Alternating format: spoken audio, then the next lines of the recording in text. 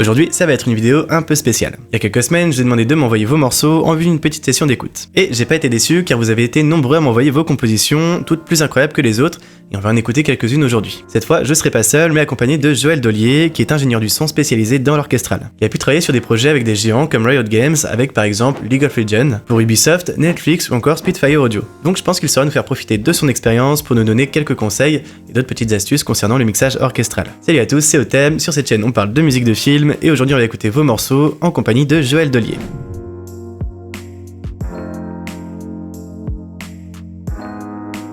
Avant de commencer, j'en profite pour vous remercier pour l'accueil que vous avez fait à la masterclass que j'ai sorti lors de ma dernière vidéo. Vous avez été nombreux à vous y inscrire et les premiers retours que vous m'avez fait sont excellents et ça fait super plaisir. Pour ceux qui m'auraient pas encore donné leur avis, n'hésitez pas à me faire un retour, que ce soit en MP directement, en commentaire sous cette vidéo ou directement sur le site. Ça m'intéresse vraiment beaucoup. Sur ce, bonne vidéo et on commence tout de suite avec le premier morceau.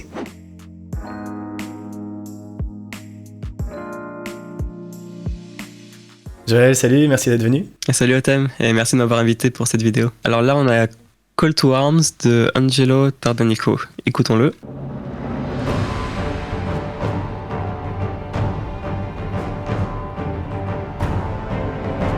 Ça commence bien déjà. Ouais, bien épique.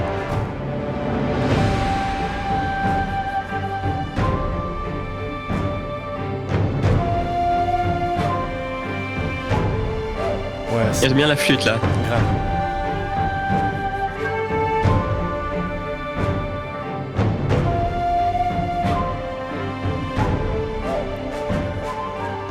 Voilà, tout de suite très chinois comme style. Grave. Ou japonais. Ah, genre du chinois. Non, chinois, non, clairement. C'est du Gushang ça. Ça marche pas.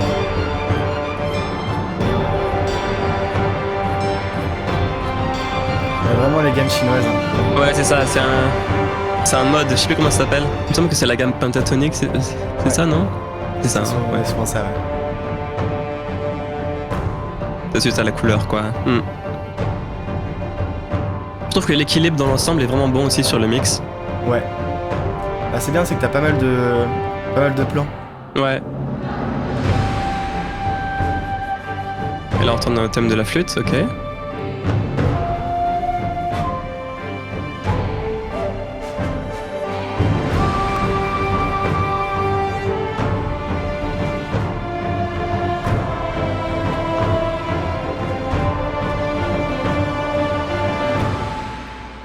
Ok. Alors, qu'est-ce que tu penses de la compo? Petite remarque, tout ça? Au niveau de la compo, je trouve ça super intéressant parce que la DA est super bien respectée. T'as tous les sons, tout ce qui compose la musique chinoise, c'est vraiment bien maîtrisé. Puis après, tu rajoutes de l'épique par-dessous et ça sonne super épais, super bon quoi. Oui, je suis d'accord, j'aime vraiment bien le choix d'instruments. Ça se stack bien, t'as les drums, t'as les brasses, t'as tout ce qu'il y a. Ouais. Après, en termes de structure, moi, le truc que j'ai remarqué le plus, c'est que parfois, certaines parties font un petit peu longues. Je me dis qu'on pourrait un petit peu varier en fait la structure du morceau. Une façon de le faire, ce serait de build un petit peu plus. Tu vois, là, on voit que c'est assez constant en termes d'intensité. Même s'il y a une partie qui est légèrement plus intense au milieu. Finalement, il n'y a pas beaucoup de parties calmes, entre guillemets. Donc ce thème principal à la flûte, il pourrait rester bien sûr comme l'élément principal du morceau, mais peut-être qu'on pourrait avoir certaines parties où tu as un style un peu plus épuré, peut-être avec juste quelques percus, des shouts de chorale, tu vois, des trucs comme ça. Je me dis que ça pourrait ajouter un peu plus d'intérêt et rendre le truc un petit peu moins linéaire. C'est vrai qu'il y a ce truc-là, et puis aussi, moi ce que je fais souvent, c'est vraiment de parfois garder la même mélodie, mais de pouvoir la déplacer un petit peu, surtout sur les octaves, que ce soit pour la mélodie ou même certaines harmonies, voire la basse, d'essayer de descendre ou monter un petit peu dans les octaves. C'est un peu en entonnoir parfois dans certains morceaux, d'avoir une petite amplitude au début et puis de la faire grossir au fur et à mesure. Ça, c'est des choses assez faciles qui permettent de conserver ton thème sans forcément recomposer quelque chose derrière. Et tu peux facilement faire varier ton morceau comme ça. Il y a aussi un truc que je viens de réaliser, c'est que ça reste en fait sur la même note de basse presque tout le temps. Ouais. Alors, tout de suite, ça fait assez underscore, ça fait assez musique de fond. Ouais. Alors, pour un morceau à part entière qui est fait pour être écouté, je me dis que ça pourrait être intéressant justement de varier ça. Donc après, t'as un côté assez background, tu vois, assez underscore qui est bien. Mais potentiellement, ça pourrait être marrant, tu vois, de tout garder comme c'est, sauf que tu varies la ligne de basse. Ouais. Par exemple, tu peux mettre la ligne de basse à la tierce ou à la quinte, et tout de suite, ça donne du caractère en fait à l'harmonie, plutôt que de rester sur la même basse tout le temps. Donc ça pourrait être cool aussi. Ouais. Ça irait très bien sur du jeu vidéo en fait. Oui, en fait, c'est ça, musique de fond de jeu vidéo pendant que tu te promènes. Ouais, c'est ça, ouais. C'est un style vraiment cool en tout cas. En termes de mix, déjà, bon, comme j'avais dit pendant l'écoute, je trouve que l'équilibre est bien parce que finalement, la mélodie, la flûte est bien, les drums sont pas trop fortes par rapport au reste, l'harmonie dans l'ensemble est bien. Après, je pense qu'on pourrait ajouter un peu plus de clarté à certains niveaux. Il y a pas mal en fait d'instruments qui se superposent, on va dire, dans les mids. Tu vois, à peu près à cet endroit-là. Donc, le cas, c'est qu'en fait, t'as tous les mids des percussions, la mélodie de flûte, les cuivres et tout ça. Et du coup, ça crée un petit peu on va dire de congestion dans cette zone-là. Alors, je pense qu'il pourrait être pas mal déjà, c'est de prendre les percussions et de baisser un peu les mids des percussions. Alors évidemment, là, on les a pas isolées, on peut pas les avoir toutes seules, mais le fait de baisser ici, en fait, ça a un petit côté un peu carton des percussions qui s'enlèverait. Ouais. Et du coup, tu aurais plus de place pour l'harmonie et les harmoniques, en fait. Le côté tonal, en fait, de l'harmonie, notamment le thème de flûte et tout ça, ressortirait plus. Parce que si tu regardes bien les percussions, en fait, à peu près à cet endroit-là, souvent elles sont assez carton, elles sont assez atonales. C'est un peu comme du bruit blanc, en fait, en quelque sorte. Donc là, tu vois, tout de suite, là. Évidemment, là, je coupe la flûte aussi, c'est pas bien, mais tu vois, on a ce côté carton. Voilà, donc l'idée serait de réduire ça un peu dans les instruments qui sont pas tonales, pour du coup renforcer le côté tonal, ça pourrait être cool. Ensuite, j'ai remarqué peut-être que les brasses, les trombones et tout ça sont un peu bas. Justement, dans la zone 300-400, en général, ça va bien taper. Et ouais, c'est ça. Du coup, ça va prendre beaucoup de place. Donc... Il va aussi souvent prendre beaucoup de place, tu vois, vers 500, 1K. T'as beaucoup de... Enfin, à la base, en fait, c'est des instruments qui sont dans les mids, les trombones. Donc, ils sont... Comment dire, ils sont graves, en fait. C'est marrant, cet instrument, parce qu'ils peuvent jouer très très bas, mais ils ont pas beaucoup de basse, comparé au tuba. Donc, en fait, ils vont surtout prendre de la place vers 500, 1K. Ouais. Même si tu fais une note très grave. Donc pareil, on peut les nettoyer un petit peu ici pour éviter qu'ils prennent trop d'espace. Je trouve que les cordes sont un petit peu noyées, ce serait cool d'avoir un peu plus de brillance sur les violons staccato surtout. Enfin, le petit arpège là de violon est très sympa. Après évidemment sans la rendre trop brillante. Alors le risque quand tu boostes les hautes fréquences sur de l'orchestral, c'est que ça peut devenir un peu un côté artificiel, un peu synthé, tu vois. Ouais, c'est ça. Donc c'est un peu un équilibre à avoir en fait entre le côté brillant pour avoir la clarté et le réalisme, parce que bon, un orchestre de base généralement c'est pas très brillant, c'est quand même tous les instruments vont surtout vivre dans les mids, comme on disait, le mid-range. Donc l'idée du mix c'est un peu de clarifier tout ça sans le truc sans le truc comme ça, parce qu'après évidemment c'est pas très agréable à écouter, c'est pas très beau. Donc on va dire c'est vraiment un jeu d'équilibre à atteindre et c'est assez compliqué parce qu'il faut couper un peu les mids souvent dans un orchestre mais pas trop pour essayer d'atteindre un équilibre tonal qui est plaisant. Donc voilà l'idée. Après c'est vrai que ça dépend de la direction que tu veux prendre. Je pense par exemple tu vois la musique de trailer ou des choses comme ça où des fois tu vas avoir quelque chose qui va vraiment être surproduit où justement les cordes tu vas les faire taper clairement. T'as vraiment un truc, ça gratte presque tellement c'est suraigu quoi. Ouais, c'est ça. Donc, en fonction du style de musique, en fait, tu peux un peu plus pousser les hautes fréquences. C'est vrai que pour du trailer, souvent, c'est plus hypé. Tandis que pour de la musique de film, il faut pas trop que ça agresse les oreilles. Donc, c'est un peu plus mesuré. Après, quel que soit le style, pour moi, tu peux vraiment atteindre un son plus agréable si tu coupes, dans tous les cas, un petit peu dans les mids. Parce que c'est vrai que un orchestre de base qui n'est pas EQ, donc là, je parle vraiment de samples sans traitement. Si tu prends par exemple des samples de Orchestral Tools, Berlin Strings, tu vois, là c'est déjà un peu EQ, donc tu vas voir que c'est déjà assez agressif, donc faut faire gaffe. Si tu prends par exemple le BBC Orchestra de Spitfire, c'est des sons qui sont plus naturels, donc t'as pas trop d'EQ. Donc de base tu vas avoir en fait un son plus doux dans les aigus, plus riche dans les mids. Alors là généralement si tu EQ pas du tout, ça peut être un petit peu trop brouillon, un petit peu trop muddy comme on parlait justement, si tu fais rien. Donc voilà, mais en tout cas très sympa le track. Déjà l'équilibre est très bien et il n'a pas surmixé le track. Parce qu'il y a pas mal de gens qui vont surmixer, qui vont vouloir tout pousser dans tous les sens et les instruments vont perdre de leur réalisme parce que justement ils vont être trop artificiels parce qu'ils ont trop boosté dans les hautes fréquences et tout ça. Donc là c'est pas le cas, mais je pense qu'il faut juste nettoyer un petit peu.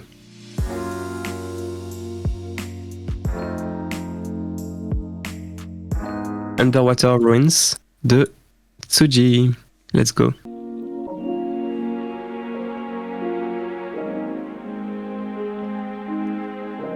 Ok, là c'est un petit peu plus doux déjà. Ouais, on change de style.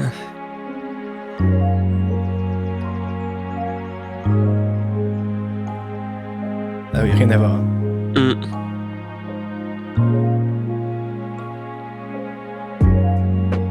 Ah ouais, c'est du lo-fi orchestral.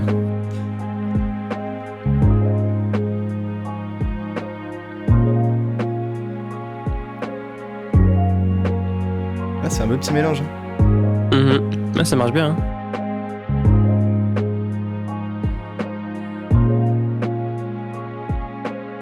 Là, t'imagines un truc de Ghibli. Tu vois un fond d'écran de Ghibli. Ouh. Petite partie de cordes.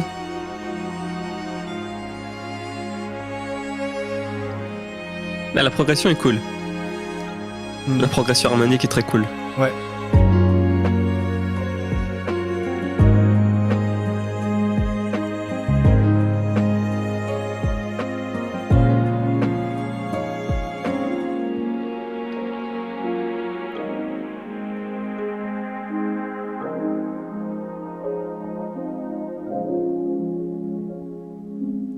Super. Ah bah franchement, ouais, très bien composé. Hein. Ça s'écoute tout seul, hein. Ça c'est... Ah, un super mélange. Ouais.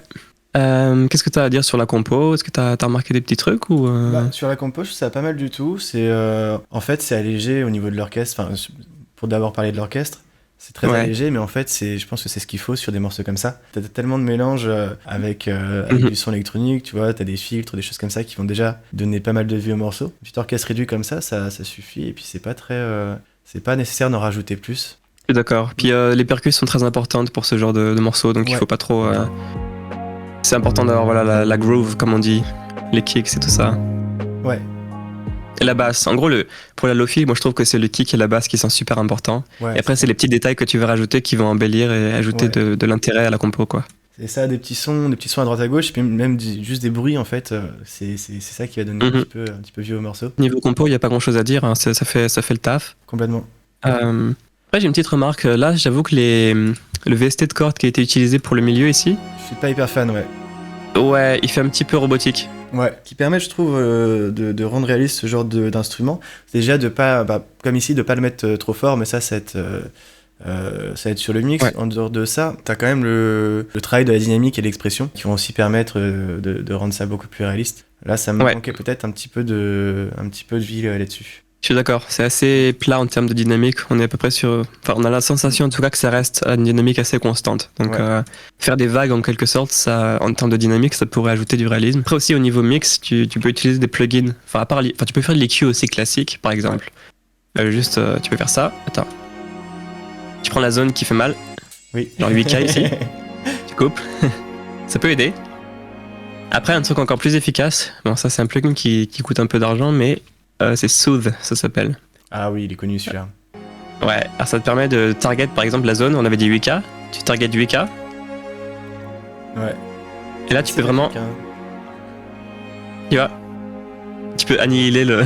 Ah ouais, de ouf, ouais. Comme ça, tiens, à peu près comme ça. Bon, c'est pas parfait, mais tu vois, ça peut vraiment déjà rendre le truc un peu moins agressif. Et je pense qu'à la base, il faudrait baisser la dynamique quand même, histoire d'avoir moins ces harmoniques qui font un peu mal dans les aigus. Par ça, franchement, très clean, très sympa le track. Hein.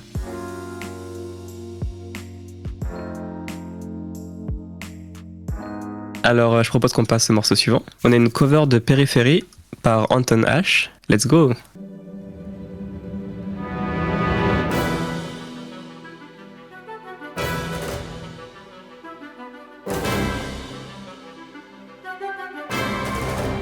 Il y a l'énergie là. Ouais, là ça envoie.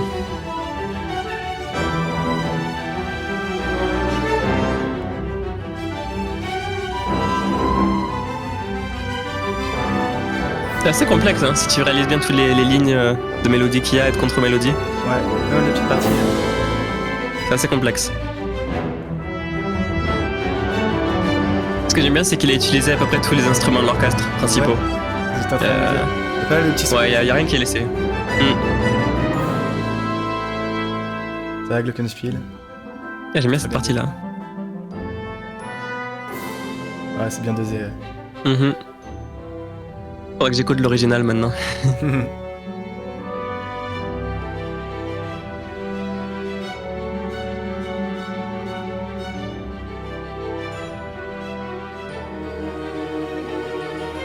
Ouh, m'attendais pas à ça. Ouais, ça bouge tout le temps, c'est cool. À la chorale à la fin. Très bien. Il l'a pas utilisé au début, donc c'est cool. Ouais. Ça amène un truc en plus.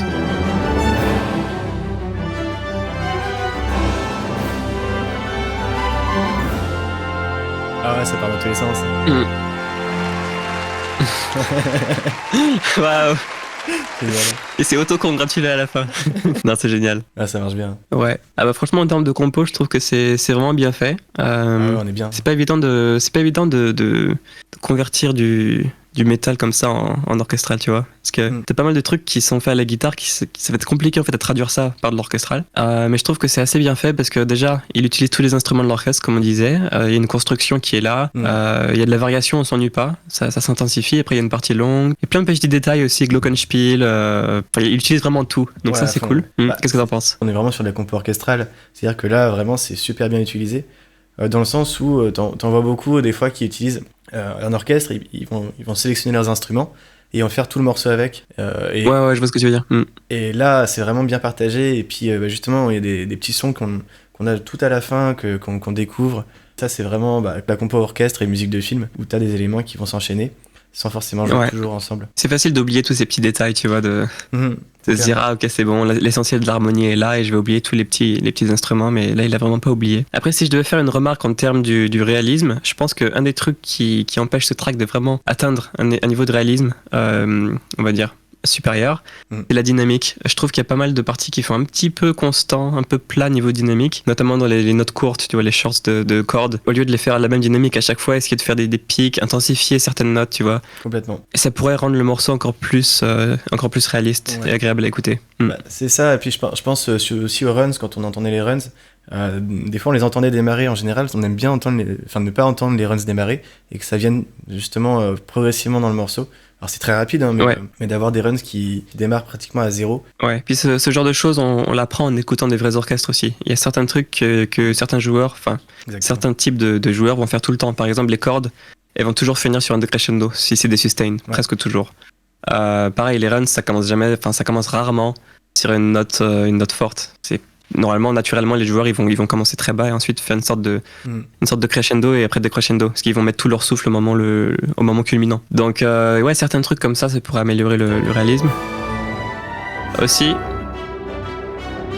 juste dans les notes longues, tu vois, les notes longues de winds, ça peut faire un petit peu robotique si t'as des winds en fait, des hautbois, clarinettes, tout ça, qui sont assez plats dynamiquement. Tout de suite, ça peut un peu faire un effet synthé. Ça peut vraiment apporter beaucoup si les winds avaient plus de dynamique en vague, tu vois, ou plus de variation. En termes de mix, moi j'aime bien. Je trouve que déjà l'équilibre est pas mal en termes d'instruments. En termes de l'équilibre, je veux dire brass versus strings versus winds et percus, c'est pas mal. Après, je pense que pour ce qui est des violons, des cordes, notamment les violons staccato, on a un effet un peu trop proche. Alors ça c'est... Je vais essayer de retrouver l'endroit.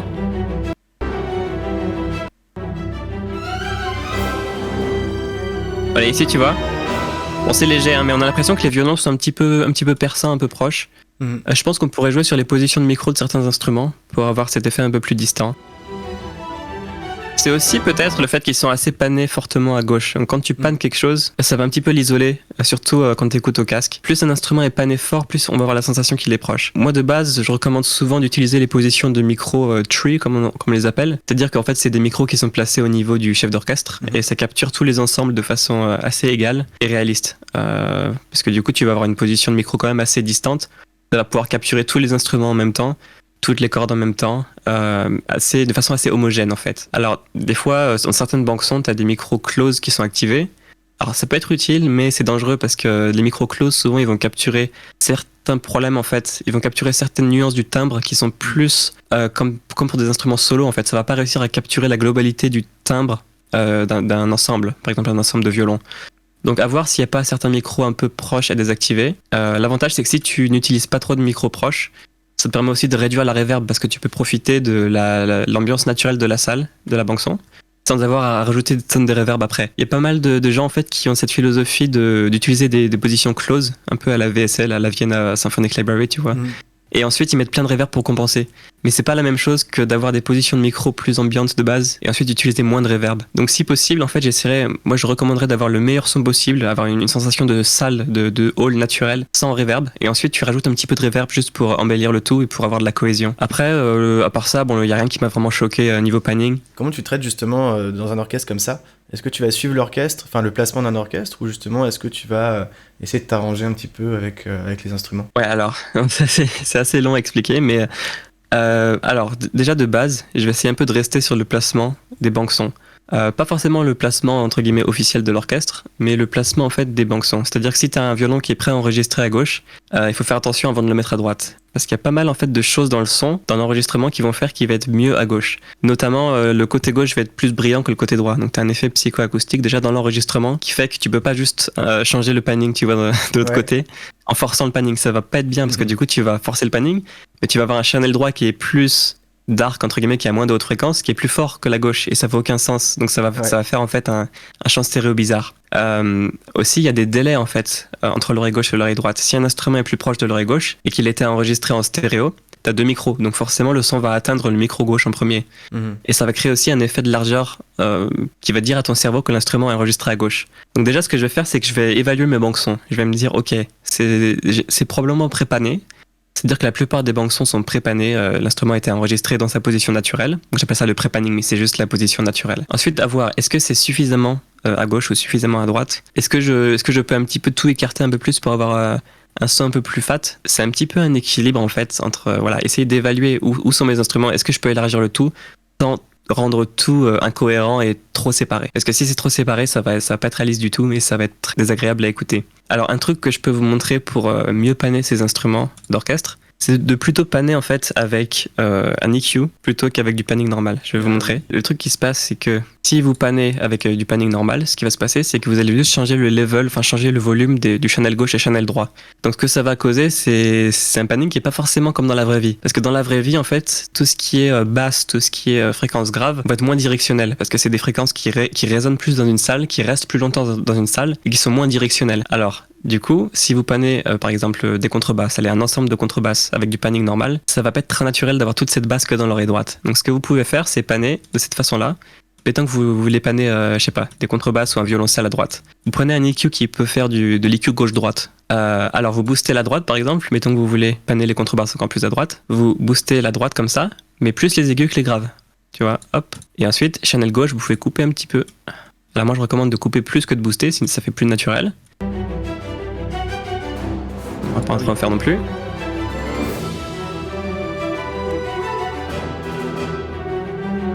Et là en fait on va avoir un panning qui est plus réaliste, qui est plus tonal et qui va plutôt panner les aigus en premier avant les graves. Et ça c'est plus comme dans la vraie vie. Donc moi personnellement c'est comme ça que je panne tout maintenant. J'aurais jamais osé. Ouais, c'est marrant, j'ai parlé à un autre ingénieur orchestral et en fait il fait pareil et on s'était même pas concerté sur ça. Le principe c'est de faire avec un EQ. Après moi j'ai fait ce plugin qui s'appelle Panbox. Alors là l'idée, si tu prends le tonal pan, ça fait exactement la même chose. T'as ce panning un peu plus réaliste. Tu vois là ça isole tout. Ah ouais. Et que si tu pannes tonalement, justement tu pannes pas la basse donc c'est un petit peu mieux.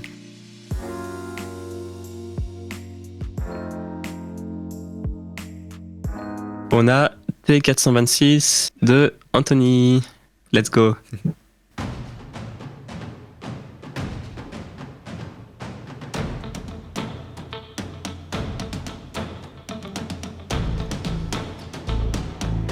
Un petit côté trailer, hein. Grave. Je sais pas, il y a un côté Dark Knight dans les cuivres. Ouais, j'avoue.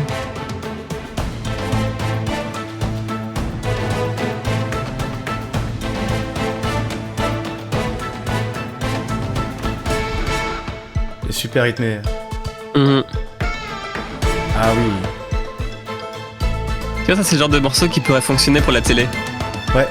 Genre en fond pour une émission, tu vois, un truc comme ça. Ah, j'aime bien la basse, tu vois, la ligne de basse là. Ouais. Ah, un super mélange. Ouais.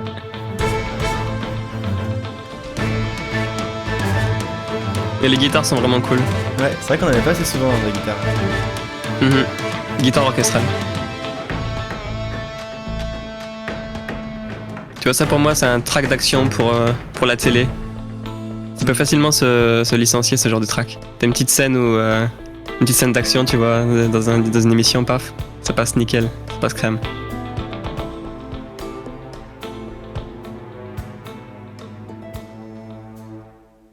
Ok, ouais. top. Ouais. Ouais, alors qu'est-ce que t'en penses alors, niveau compo?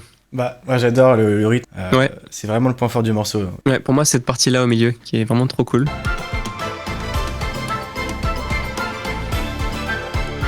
Dans l'interaction entre les winds, la basse, les drums. Ouais, c'est vraiment le rythme en fait. Le rythme et les guitares. Cette partie est vraiment cool, je trouve. Ouais. Et après, le reste est cool. Mais celle-là, franchement, ça m'a tapé dans l'œil. J'aime bien le build-up du début. Voilà, c'est progressivement ça. Enfin, ça se construit bien en fait, de façon assez progressive. Il a vraiment pas ajouté tous les instruments d'un coup. Donc ça, c'est cool. Ouais. Il a bien amené en fait le sujet. Tu vois la petite ligne de violoncelle là. Alors, ensuite les bois. Donc c'est bien amené en fait. La construction est cool. Bon, moi, franchement, niveau compo, je trouve ça vraiment efficace. Comme je disais, je pense que ça pourrait être licencié chez Universal, tu vois, ou ce genre de plateforme pour la télé. Vraiment, ça marcherait top. Je trouve que niveau compo, justement, c'est ça qui est super réussi sur ce morceau. Tu vas avoir cette espèce de fondation, et puis après, tous les instruments qui vont venir s'articuler autour. Tu vois, justement, le violoncelle, on monte un petit coup de guitare. Ouais. Et au final, ça reste stable grâce au cuivre. Et puis après, tu peux faire un petit peu ta tambouille avec tout le reste des instruments. Et c'est bien géré là-dessus. Ouais, je suis d'accord. Les instruments viennent s'emboîter un peu comme un canon de Pachelbel, en quelque sorte, mais plus au niveau structure, ouais. Très efficace. Après, si on devait commenter au niveau du mix, je pense que le point faible de ce morceau, ça va être quand même être le mix. Je trouve qu'il y a certains trucs qui pourraient être améliorés, déjà au niveau des positions de micro, comme ce qu'on disait avant. Notamment les cuivres, justement. Tu vois, il y a certains cuivres là. On dirait en fait qu'ils sont très centrés, très close. On dirait qu'il n'y a pas cette position decatry dont on parlait avant, on va dire de micros placés au niveau du chef d'orchestre. Ouais. Il y a des micros assez proches contre les trombones et les brasses en général. Et du coup, on a un son assez étroit, assez centré, qui manque en fait de salle en fait. Et la reverb malheureusement ne pourra pas résoudre ce problème. Il faut vraiment revoir les positions de micro, je pense, pour avoir une perspective plus naturelle et une room plus naturelle dans le son. Ensuite, il faut revoir le panning aussi. Alors évidemment, si tu changes les positions de micro, le panning aussi va changer parce que si tu prends un micro close, souvent c'est mono et c'est au centre. Ouais. Tu prends une position tree, naturellement l'instrument va être différent. Donc à voir s'il faut panner un peu plus une fois que les positions de micro sont changées, mais ça pourrait probablement être une bonne idée. Parce que là on a un peu l'impression que le morceau il vit, tu vois, ici là, alors qu'il pourrait vivre sur tout l'espace stéréo à 180 degrés. Là on a plus l'impression qu'il est compris en fait dans une part de pizza à 45 degrés. C'est ça, t'as un peu... Si je devais décrire ce que je ressens. T'as un peu tout en face du nez, effectivement, c'est un peu ça, ouais. Exactement. Donc déjà, rien que ce changement de position de micro, ça améliorerait énormément.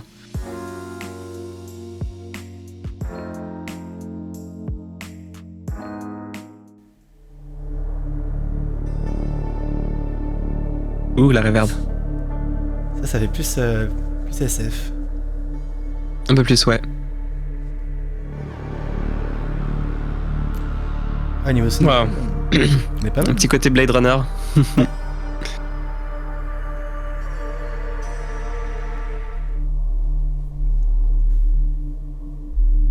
Des subs.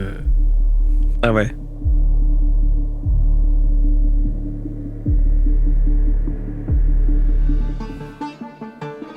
Je suis assez client de ça. Hein. Je suis assez fan là, franchement.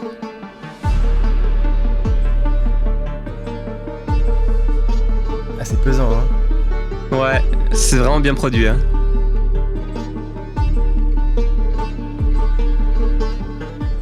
On dirait vraiment du scoring au final. Hein. Il y a une sacrée ambiance. Hein. Comme quoi, il n'y a pas besoin de mettre 36 000 sons pour créer une ambiance, tu vois. Si c'est les bons sons bien choisis. Ok, cool. Ouh. Ah, ça marche, hein. Ouais.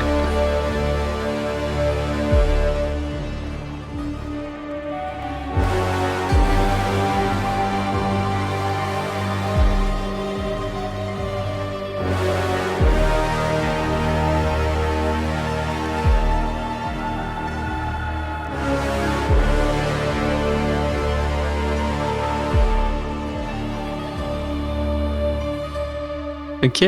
Ah ouais, ça marche pas mal, hein. Ouais, bah clairement très scoring. Là, on est dans le désert là. Ça me rappelle une série Netflix, je sais plus où. Il y a des gens dans le désert qui peuvent survivre. Ah, moi je pensais à Dune, mais non, je connais pas. Oui, Dune aussi, clairement. Ouais. Bon, atmosphère vachement réussie, ça y a rien à redire. Ça marche fort, ouais. Honnêtement, après niveau compo, clairement, en termes de structure, je sais pas si c'était pour un projet ou quoi que ce soit, ou un film ou quelque chose, mais on a une structure. Ouais, ça me fait penser en fait à du scoring, tu vois. Les parties devraient s'adapter à l'image. Ouais. C'est ce que je vois un petit peu. C'est super progressif. Ouais, c'est ça, c'est super progressif. Il n'y a pas de superflu en plus, c'est vraiment bien géré là-dessus. On s'ennuie pas. Ça évolue tout le temps en fait, la couleur change en permanence, donc c'est ça qui est cool. Après, moi je devrais dire que je préfère en fait la première moitié à la partie épique ici. Alors après c'est aussi subjectif, mais à mon avis, il manque peut-être certains éléments dans cette partie pour la faire vraiment exploser. Moi j'ai un petit peu l'impression que les cuivres sont tout seuls avec la voix et qu'il manque d'autres trucs, tu vois. Peut-être un ostinato de violoncelle et de basse, tu vois, en fond, pour driver le truc encore plus. Même dans les aigus, tu vois, ou du trémolo ou quelque chose en flottendo, des fois ça peut suffire. Ouais. Ouais. C'est vrai que c'est dur parce que t'as les cuivres et t'as aussi pas mal de synthé, j'ai l'impression. Hein. Et de remplir davantage, bah, ça demande des fois de tailler un peu dedans en fait pour pouvoir laisser passer tes instruments. Ouais, ou de contraster justement avec le type d'articulation. Parce que c'est vrai que là, du coup, pendant toute cette partie, on a que des notes plus ou moins longues, tu vois. Même à la fin.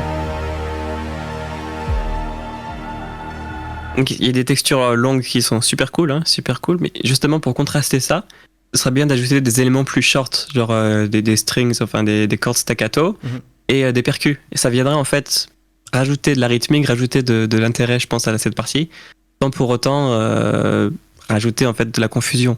Parce qu'on a suffisamment de notes longues, je pense que tous les cuivres peuvent faire les notes longues, et les cordes là peuvent rajouter de la rythmique et de la dynamique avec des percus. Ça aurait pu en fait être un peu plus fourni, un peu plus produit, je pense. Ouais. Quand tu parles de layers, c'est vrai qu'on a tendance à penser à additionner des sons qui vont ensemble, alors que justement des fois c'est d'arriver à jouer avec ce truc-là. De se dire, bah tiens, par exemple, j'ai une contrebasse peut-être qui va être très lente, et de rajouter du piano derrière, et justement d'avoir cette attaque-là qui est en plus. Du coup, c'est déjà des sons qui vont pas trop se manger entre eux. Ouais. Le fait d'avoir du sustain et de l'attaque sur deux instruments différents, t'as quelque chose qui se marie bien déjà de base. C'est clair. Ouais, alors après, en termes de mix, moi je pense que c'est plutôt bien mixé. Déjà, j'aime beaucoup les reverbs. Surtout le début, on a vraiment une bonne largeur. Une atmosphère qui est vraiment agréable. Ce que je pourrais dire, c'est que je pense que le compositeur a probablement utilisé un widener.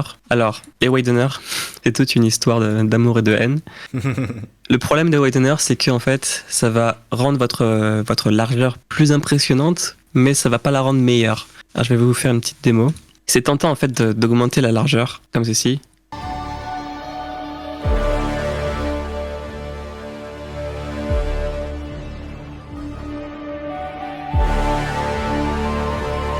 En fait, en augmentant la largeur, on va aussi perdre en profondeur. Quand on augmente justement la largeur stéréo, en gros, c'est la même chose que d'augmenter le signal side. Alors, le signal side, c'est en fait tout le contenu qui est différent entre les deux oreilles. Si vous décomposez un signal stéréo en deux parties, vous avez mid et side. Mid, c'est l'information qui est identique entre les deux oreilles, et side, c'est l'information qui est mathématiquement différente entre les deux oreilles. Donc, si on soustrait la différence, en gros, donc c'est littéralement gauche moins droite au niveau de l'onde, on obtient side. Alors un widener va juste augmenter, la plupart vont juste augmenter le volume du channel side. Alors, le problème c'est qu'en fait votre son il va devenir super proche. En fait vous allez perdre en profondeur. Si je devais un petit peu dessiner ça, mettons que ça c'est le champ stéréo normal, c'est très moche mais vous allez comprendre. Si on a si on booste trop les sides en fait, bon, et on va dire que de base l'orchestre il vit dans cet espace là. Ok, il vit à peu près ici. Si vous augmentez votre channel side, vous allez perdre en distance, en profondeur. Ça va être plus large, ça va aller plus loin, mais ça va être un peu comme une galette super proche. On va avoir un peu cette impression que c'est au centre de notre tête, tu vois, que c'est un ressenti un petit peu bizarre. Et du coup, on perd en profondeur, on perd en distance, et tout est un peu 2D au lieu d'être 3D. Donc, c'est un petit peu un équilibre à obtenir. De base, moi je recommande de faire très attention avec ces wideners. Des fois, quelques pourcentages sur le master, ça fonctionne. Mais si on veut élargir son morceau, moi je recommande plutôt de panner les instruments gauche-droite et de faire très attention au mid-side parce que justement, c'est ces problèmes de phase en fait qu'on entend, ce ressenti un petit peu bizarre qui donne ce côté 2D. Et je le ressens légèrement dans ces brasses ici. Pour résumer, essayez plutôt de focus sur le panning gauche-droite pour obtenir votre largeur stéréo et faites très très attention au widener. Et si vous le faites, sachez que c'est mieux de le faire en multiband dans les aigus, parce que les aigus, en fait, ils peuvent être plus widen que les basses. Parce que les basses, généralement, elles vont plus avoir de problèmes de phase que les aigus. Je vais pas trop rentrer dans les détails, mais voilà, si vous voulez faire un peu de widening, augmenter le side justement dans les highs avec un Weisner multiband comme Ozone par exemple. Ozone le fait. Mais faites très gaffe dans les basses parce que vous pouvez justement avoir ce côté un peu trop large. Et voilà. Ouais, bah Joël, merci beaucoup, c'était super intéressant. Bah avec plaisir, c'était vraiment cool d'écouter ces tracks et merci de m'avoir eu en vidéo. Et voilà, c'est la fin de cette vidéo. Un immense merci à ceux qui ont partagé leurs morceaux avec nous. C'était vraiment un plaisir de les écouter. Un grand merci également à Joël pour sa générosité et ses précieux conseils en matière de mixage. Je partage pas mal de choses sur sa chaîne YouTube, donc je vous glisse le lien en description. Avec aussi de quoi vous procurer son plugin Panbox que vous avez vu dans la vidéo si ça vous intéresse. Si vous avez apprécié cette vidéo, n'oubliez pas le petit pouce en l'air et pensez à vous abonner pour ne pas rater les prochaines. Moi je vous dis à la prochaine, merci d'être resté jusqu'à la fin, c'était Totem, prenez soin de vous et à très vite.